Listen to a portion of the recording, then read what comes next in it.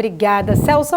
São várias questões aqui, né, para a gente conversar. Até vi agora há pouco um post teu vindo aqui até encontro do que eu falei agora há pouco, daquela inflação altíssima lá na Turquia. Daqui a pouquinho queria falar um pouquinho sobre isso também. Mas aproveitar, começar um pouco, né, início de semana e uma semana aí repleta de indicadores, né, para serem divulgados, tanto aqui no Brasil quanto lá fora. A gente vai ter o payroll, as atas aí, né, as principais atas do Fed, IPCA aqui de junho aqui no Brasil, Estados Unidos aí com essa expectativa para essa divulgação também do Fed, do payroll por lá, apesar de ser feriado lá. Mas queria trazer, feriado hoje, né, por conta do 4 de julho, mas queria entender um pouquinho aí da sua visão para esses números, né, para essa semana. O que será que podemos esperar aí para este mercado desta semana diante de tantos indicadores importantes?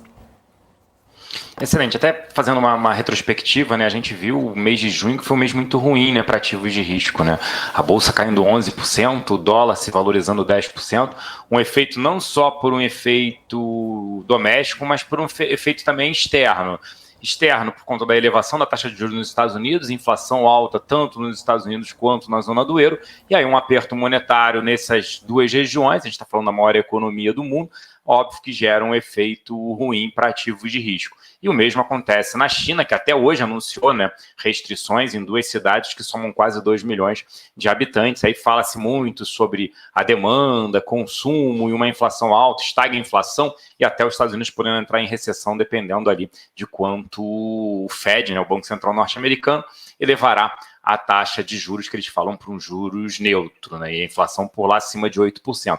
Então, a expectativa em relação à ata, tanto, né, quando a gente olha principalmente o Fed, é a sinalização para onde, né, deve ir essa taxa.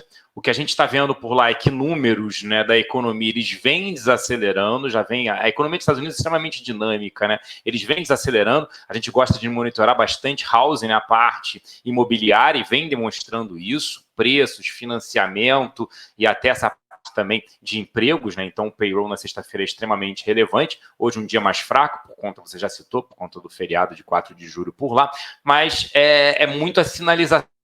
Para onde irão esses juros? Como é que está sendo nada, né, de atitude por parte, a gente viu isso, os bancos centrais injetaram muito dinheiro, isso gera inflação, até o presidente da Argentina falou isso na semana passada, né, quanto mais dinheiro que a gente coloca, mais inflação gera. Sim, né, o país não pode sair emitindo moeda, que você gera um efeito inflacionário, é assim a política monetária. E agora tentando restringir com alta de juros, e é muito essa sinalização. É uma semana importante, apesar de mais curta por conta dos Estados Unidos, liquidez nos mercados hoje, mas extremamente relevante por conta dessa sinalização por parte da ata e discursos, né, do dirigentes e presidente também do Fed. Mas o que a gente está vendo, se olhar para doméstico, é o Brasil. A inflação, né, o Banco Central já fez esse dever de casa, né? Quando sobe esses juros, o atraso ali é de 6 a 9 meses o impacto. O que a gente está vendo já é uma economia mesmo. Ah, mas o PIB esse ano vai crescer. Sim, esse ano a gente está crescendo, tem a parte de exportação, né, tem a parte de serviços, mas olhando a inflação,